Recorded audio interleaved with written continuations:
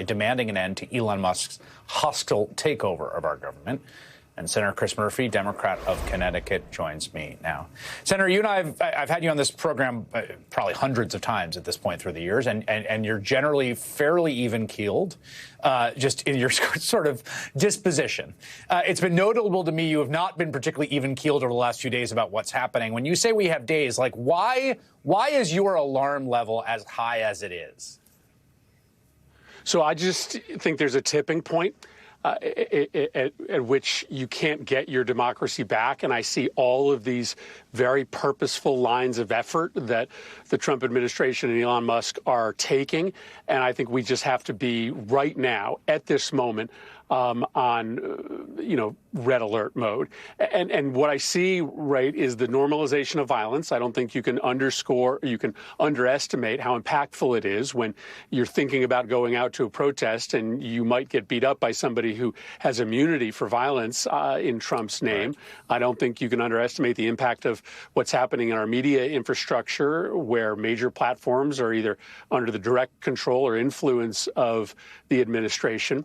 And then what you're seeing now is an attempt to capture the funding streams of the government so that Elon Musk or Donald Trump can turn off your grant payment to your elementary school if it doesn't pledge loyalty to Donald Trump's political positions, or your mom's Social Security check if she goes online and says something critical of Elon Musk or Donald Trump. I mean, I just think if we don't stop this very soon, it is going to be hard to mount a credible political opposition in the not so distant future. So this is the moment to me.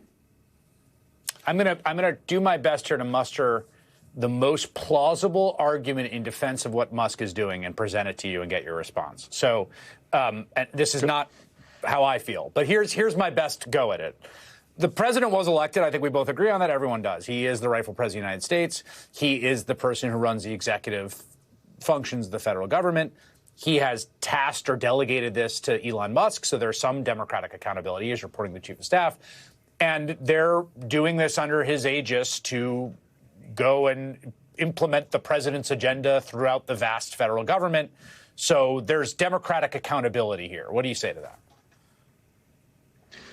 Well, you cannot operate as an executive in a fundamentally illegal and unconstitutional way.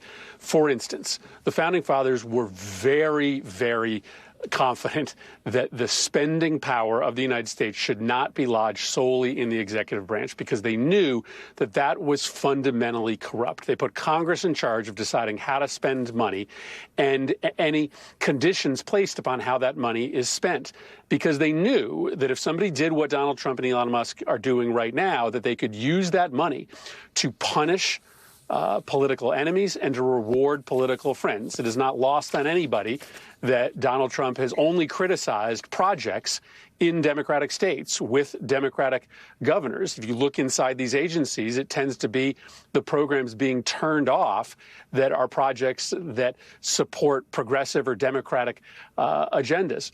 So when the executive has that kind of power, it ultimately serves an agenda to crush dissent, because there will be some people out there who will just say, you know what, if there's any risk to me, that my Medicare payment or my tax refund is compromised, or the company I work for stops getting their federal grants, I'm just not going to engage in politics. I'm just going to stay silent and go home. That kind of power is corrupt, and it ultimately leads to the end of democracy. So that's what the objection is to what they are doing here. They are doing something that is specifically forbidden by the Constitution for very good reasons. I've seen people sort of do a version of how would it look if it was happening in another country, right? If you're writing this up and saying, promising retribution, he has pardoned violent criminals who attempted his sack of the Capitol, and now he's, purging the security services. They're purging the security services is really the only way to describe this. Here's what just happened today. Pam Bondi taking over the Department of Justice, sworn in as Attorney General. Moves to assert control of the agency. Pam Bondi was sworn in. She had a memo creating a working group to review the weaponization of the criminal justice system, one of 14 directives that shuttered department task forces, restored the federal death penalty. Above all, mandated obedience to Mr. Trump's agenda. Hours earlier, the number 2 official, Emil Bove, escalated his conflict with the acting director of the FBI, accusing him of insubordination after they resisted his efforts to identify agents who had investigated January 6th. They appear dead set on either investigating or firing anyone that worked on bringing the criminals to account that helped the president with his coup. Right. And this is in some ways the scariest part of the agenda. This is the wholesale endorsement of violence as a tool in politics. Because if you really look at democracies that have vanished, violence has always been a tool of the would-be autocrat. And over and over again, they are telling you that they are going to do everything possible to immunize anyone who uses violence on Trump's behalf, and they are going to target and persecute anyone in law enforcement that tries to hold accountable anyone that is engaged in violence on Donald Trump's behalf. That is essentially a green light to anyone who goes out and tries to use violence to disrupt a protest against Donald Trump or to try to harm or hurt a political opponent of Donald Trump's. And so all of us on the Democratic side of the aisle are completely rethinking our security posture because, you know, we now believe, we know that there are folks who think that they can hurt us and get a pardon or hurt us and have absolutely no action taken by law enforcement.